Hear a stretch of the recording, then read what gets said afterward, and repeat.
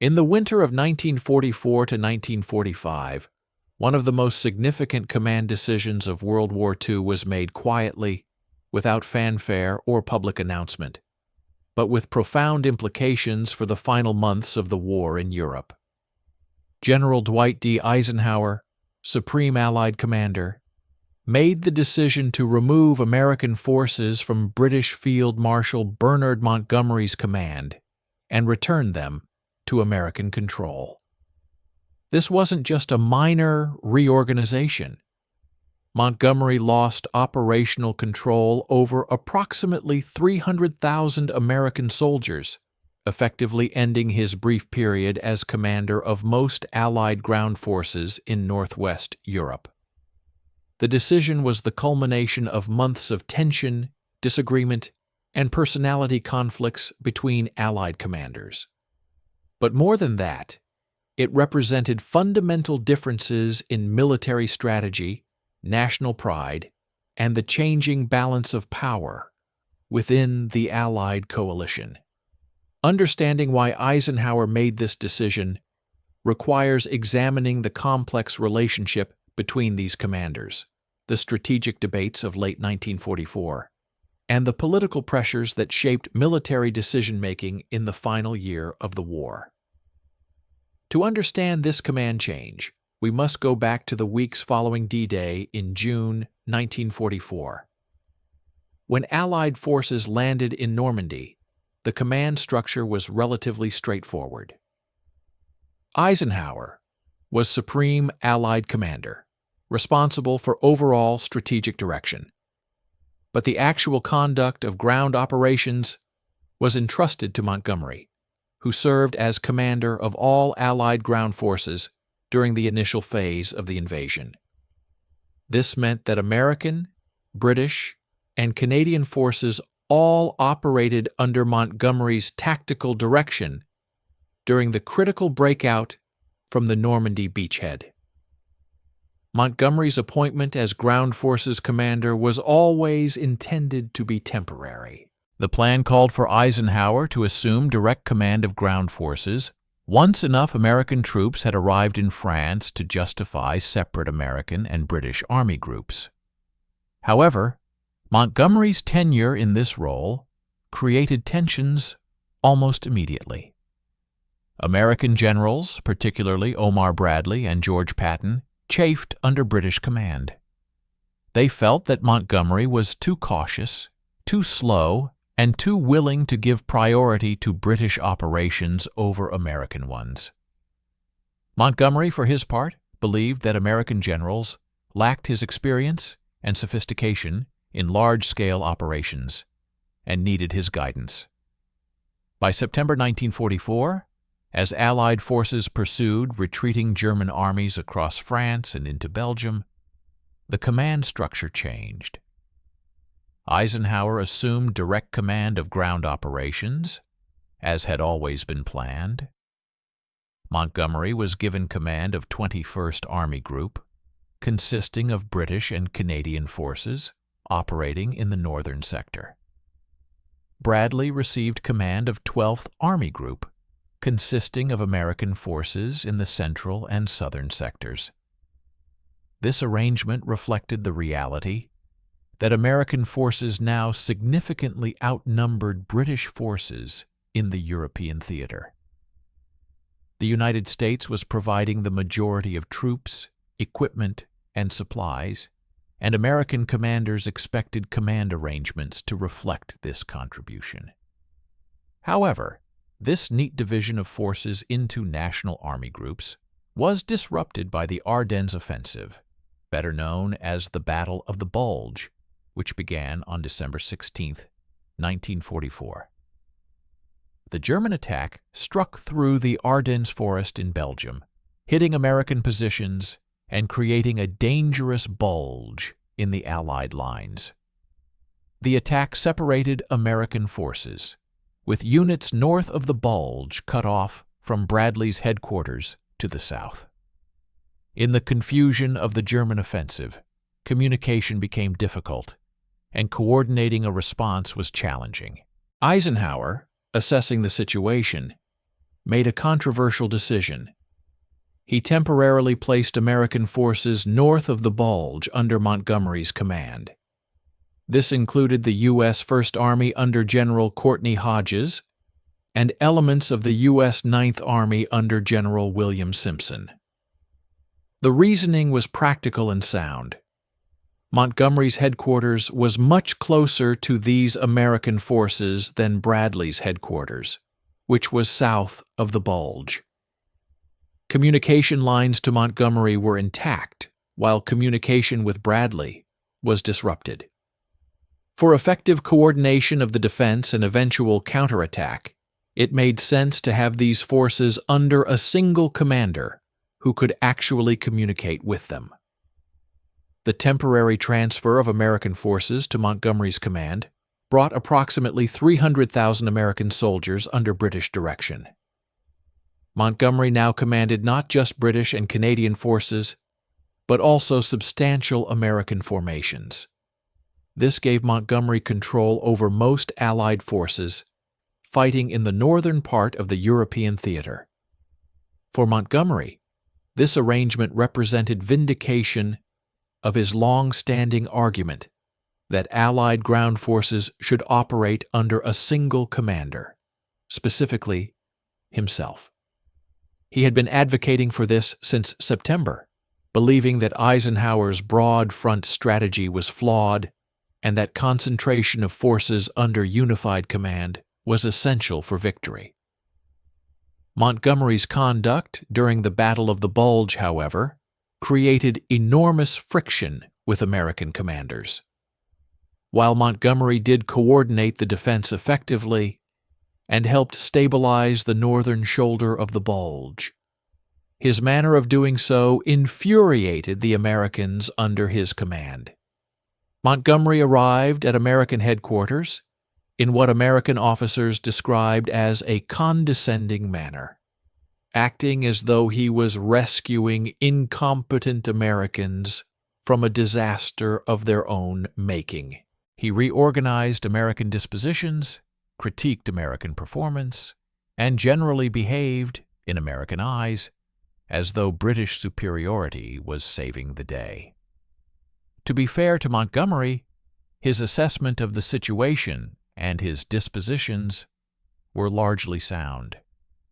He recognized that the German offensive was running out of steam, that the most important task was to contain the Bulge and prepare for a counteroffensive, and he coordinated British and American forces effectively to achieve these goals. From a purely military standpoint, Montgomery's performance during the Bulge was competent and professional.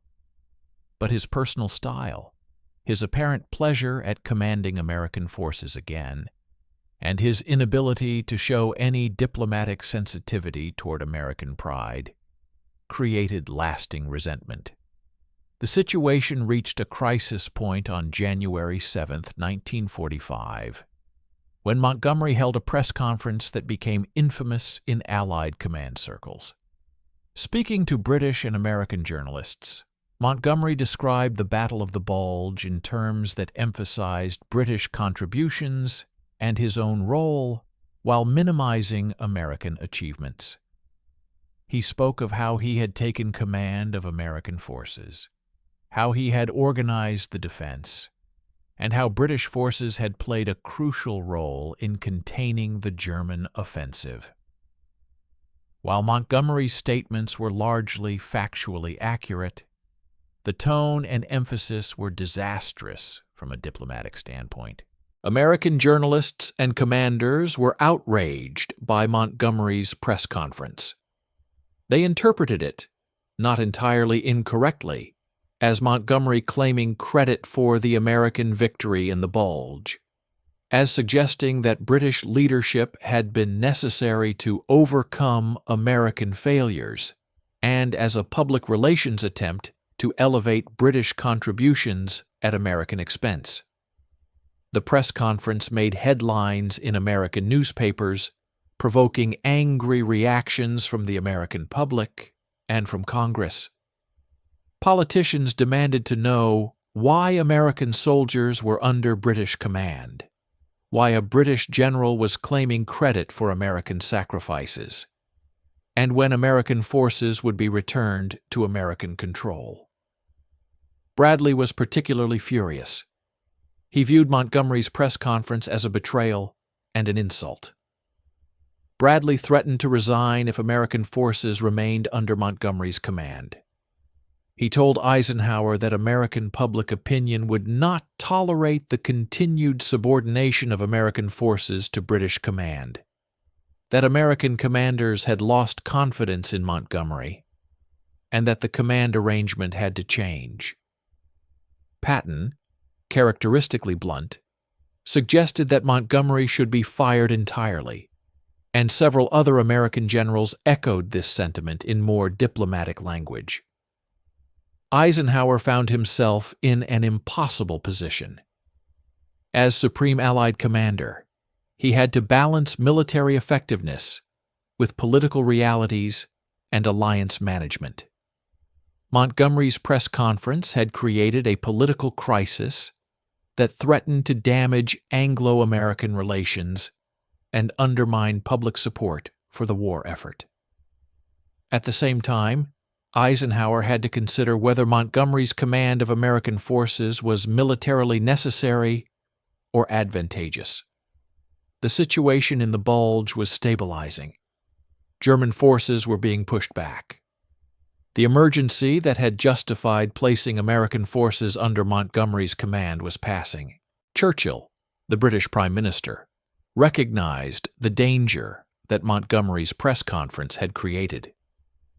In an unusual move, Churchill spoke in the House of Commons on January 18, 1945, praising American commanders and American troops for their performance in the Battle of the Bulge.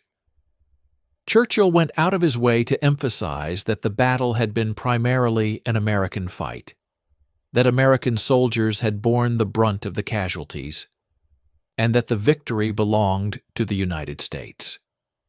Churchill's speech was clearly intended to diffuse the crisis created by Montgomery's press conference and to prevent lasting damage to Anglo-American relations. It was successful in this goal, but it couldn't undo the damage Montgomery had done to his relationship with American commanders. Behind the scenes, Eisenhower was already making his decision. The temporary arrangement placing American forces under Montgomery would end, and those forces would return to Bradley's command. The question was timing, and how to manage the change without appearing to be caving to political pressure or without seeming to criticize Montgomery publicly. Eisenhower decided to frame the return of American forces to American command as a natural consequence of the changing tactical situation, rather than as a response to Montgomery's behavior. On January 17, 1945, just days after Montgomery's press conference, and one day before Churchill's speech, Eisenhower informed Montgomery that American forces would be returned to Bradley's command. The U.S. First Army under Hodges would revert to American 12th Army Group control. The U.S. 9th Army under Simpson would also eventually return to American command, though this would happen somewhat later, as tactical considerations allowed. The effect was to strip Montgomery of the approximately 300,000 American soldiers he had been commanding since December. Montgomery's reaction to this decision was complex. Publicly, he accepted it gracefully, recognizing that he had created a political problem and that Eisenhower had no choice. Privately, Montgomery was disappointed and frustrated. He believed that the temporary command arrangement should have been made permanent, that he should have been given command of all Allied ground forces for a concentrated thrust into Germany, and that Eisenhower's broad front strategy was strategically flawed. Montgomery continued to advocate for a single ground forces commander and for a concentrated northern thrust, But his arguments fell on increasingly deaf ears. The return of American forces to American command had immediate strategic implications. Montgomery's plan for Allied operations had centered on a concentrated offensive in the north, driving through the Low Countries into the Ruhr industrial region and then toward Berlin. This plan required the bulk of Allied forces, including American armies, to be concentrated in the northern sector under his command. With American forces returned to Bradley's command, this strategy became impossible. Instead, Eisenhower's broad front approach continued, with American and British forces advancing on multiple axes across a wide front. Bradley and his army commanders welcomed the return to American command. Bradley immediately began planning operations that would advance American forces toward the Rhine River and eventually into the heart of Germany.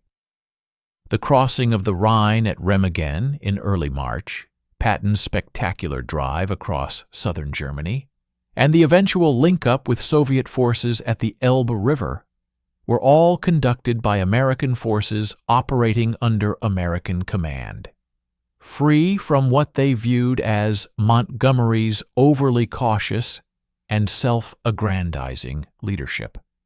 The broader context of this command change was the shifting balance of power within the Allied coalition. In 1944, Britain was exhausted after 5 years of war. British manpower was stretched to the limit. The British economy was sustained only by American Lend-Lease aid. British military forces, while professional and effective, were significantly smaller than American forces in the European theater. The United States, by contrast, was fielding ever larger armies, producing vast quantities of equipment and supplies, and increasingly providing the bulk of Allied combat power. This changing balance meant that American commanders expected and demanded command arrangements that reflected American predominance. Montgomery never fully accepted this reality. He continued to view himself as the more experienced and sophisticated commander, someone whose strategic vision should guide Allied operations, regardless of which nation was providing more troops. His inability to adapt to the political realities of the alliance, his tendency to lecture American commanders rather than collaborate with them, and his apparent belief that British strategic thinking was inherently superior to American approaches made him increasingly isolated and ineffective in influencing Allied strategy. Eisenhower's decision to strip Montgomery of American forces was not just about personality conflicts or wounded pride, though those factors played a role. It was fundamentally about maintaining alliance cohesion and managing the political dimensions of coalition warfare. Eisenhower understood that the American public, Congress, and military establishment would not accept prolonged subordination of American forces to British command. He understood that Bradley and other American commanders had legitimate grievances about Montgomery's behavior. And he understood that the military situation no longer justified the temporary command arrangement that had been necessary during the crisis of the Bulge. From a purely military standpoint, reasonable arguments could be made for both Eisenhower's broad front strategy and Montgomery's concentrated thrust approach. Military historians continue to debate which strategy was superior. Montgomery's concentrated thrust might have ended the war sooner, or it might have resulted in overextended supply lines and a dangerous salient vulnerable to German counterattack. Eisenhower's broad front was more cautious, but also more certain, applying pressure across the entire German defensive line and making it impossible for German forces to concentrate against a single thrust. Both approaches had merit, and both had risks. However, the political realities of coalition warfare meant that Eisenhower's approach was the only one that was politically sustainable, a strategy that required American forces to operate under British command, that prioritized British axes of advance, and that gave Montgomery credit for Allied victories was simply not acceptable to the American political establishment or to the American public. Eisenhower, as Supreme Allied Commander, had to balance military considerations with political constraints. His decision to return American forces to American command reflected this balance. Montgomery's supporters, then and since, have argued that he was treated unfairly, that his strategic vision was correct, and that he was punished for being right when diplomacy required him to be wrong. They point out that Montgomery's press conference, while diplomatically disastrous, was largely factually accurate. They note that British forces did play an important role in the Battle of the Bulge, and that Montgomery's coordination of the Northern defense was effective. They argue that personal animosity and national rivalry prevented the adoption of the best military strategy. Montgomery's critics, who were numerous among American commanders, argued that his behavior during and after the Bulge was unacceptable, that his constant advocacy for placing himself in supreme command of ground forces was motivated by ego rather than military necessity, and that his strategic proposals were risky and potentially disastrous. They viewed Montgomery as an insufferable egotist who could never give credit to anyone but himself and who consistently overestimated British capabilities while underestimating American competence. The truth, as is often the case, lies somewhere between these extremes. Montgomery was a capable commander with significant achievements to his credit. El Alamein, his careful planning for D-Day, and his role in various operations demonstrated real skill.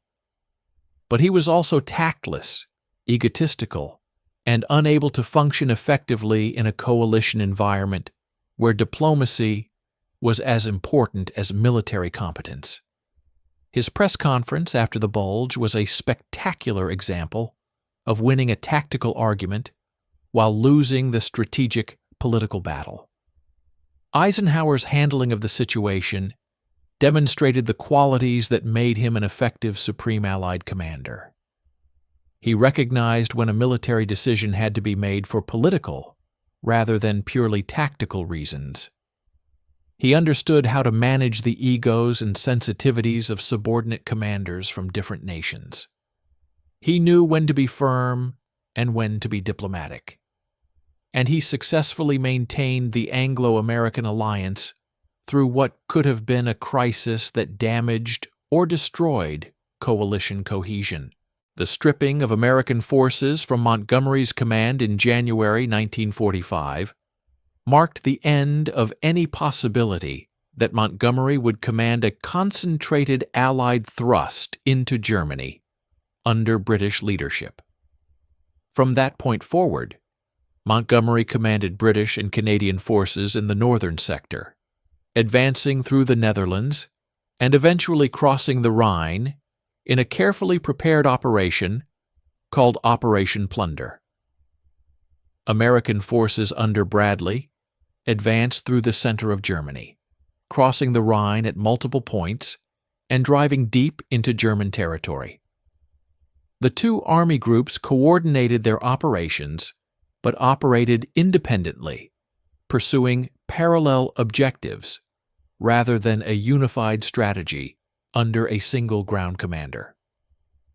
The final months of the war vindicated Eisenhower's approach, at least in outcome, if not necessarily in efficiency.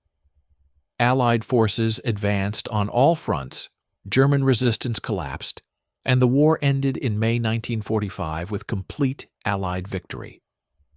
Whether Montgomery's concentrated thrust strategy would have ended the war sooner remains a matter of speculation and debate. What is clear is that Eisenhower's broad front approach worked, maintained alliance unity, and achieved the ultimate objective of destroying Nazi Germany. Montgomery's relationship with American commanders never recovered from the events of the winter of 1944 to 1945. Bradley barely spoke to Montgomery after the press conference incident. Patton openly expressed contempt for Montgomery at every opportunity. Even Eisenhower, who tried to maintain professional relationships with all his subordinate commanders, found Montgomery increasingly difficult to work with. After the war, Montgomery would claim that his strategies had been correct and that he had been prevented from winning the war more quickly by American political interference. American commanders would claim that Montgomery's egotism and strategic inflexibility had been obstacles to overcome rather than assets to utilize. The command change also highlighted the broader transformation of the Anglo-American relationship during World War II. At the beginning of the war, Britain was the dominant partner, with more experience, more resources immediately available, and more strategic vision. The United States was a junior partner, learning coalition warfare and building up its military capabilities. By 1945, the roles had reversed. The United States was now the dominant partner, providing the bulk of forces and expecting its strategic preferences to prevail. Britain was exhausted, dependent on American support, and no longer able to direct Allied strategy as it had in earlier years. This transformation was difficult for British commanders and politicians to accept. Churchill and Montgomery had grown up in a world where Britain was a global superpower, where British strategic thinking shaped world events, and where British military forces were among the most formidable in the world. Adjusting to a reality where American power and American preferences were paramount required a psychological shift that was painful for many British leaders. Montgomery's inability to make this adjustment, his continued insistence on British primacy in strategic decision-making, and his unwillingness to accommodate American sensitivities made him a symbol of Britain's declining status within the alliance. For American commanders, the return of American forces to American command was about respect and recognition. American soldiers were fighting and dying in large numbers. American industrial production was sustaining the Allied war effort. American strategic thinking, even if less refined than British approaches, reflected American interests and American values. Having American forces subordinated to British command, having British commanders claim credit for American sacrifices, and having British strategic preferences override American views was unacceptable. The command change represented assertion of American authority within the alliance, a recognition that the United States was now the senior partner and expected to be treated as such. Eisenhower's role in navigating this transition was crucial. He maintained working relationships with both British and American commanders, even when they couldn't stand each other. He made decisions based on both military necessity and political reality, understanding that winning the war required more than just tactical excellence. He absorbed criticism from all sides, being accused by Montgomery of strategic incompetence and by Patton of excessive caution, while maintaining focus on the ultimate objective of defeating Germany. His decision to strip Montgomery of American forces was unpopular with British commanders, but necessary to maintain American support for the war effort and to preserve the functioning of the Allied coalition.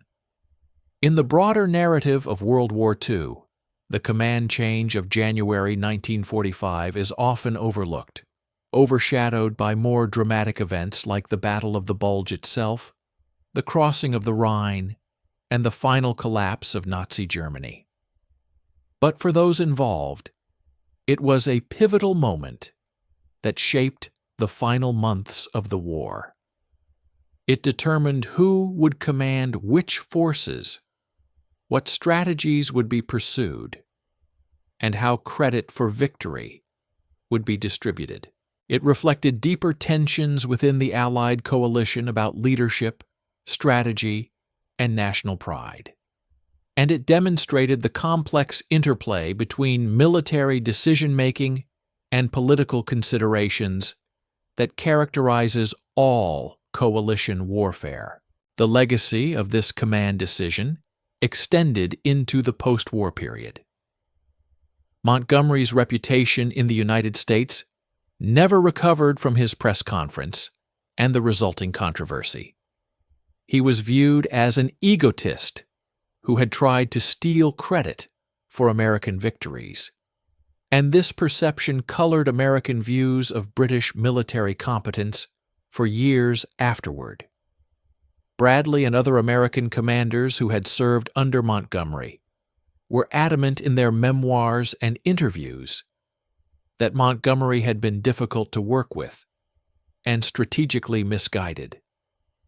The command controversy contributed to post-war narratives that emphasized American contributions to Allied victory, while sometimes minimizing British sacrifices and achievements.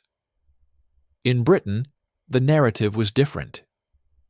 Montgomery was viewed as a hero who had won at El Alamein, who had planned D-Day, and who had been undercut by American political pressure when his strategic vision threatened to overshadow American contributions.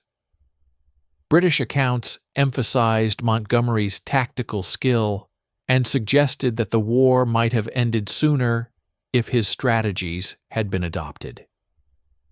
The command controversy was seen as evidence of American inexperience and insecurity, a refusal to defer to British expertise even when British strategies were superior.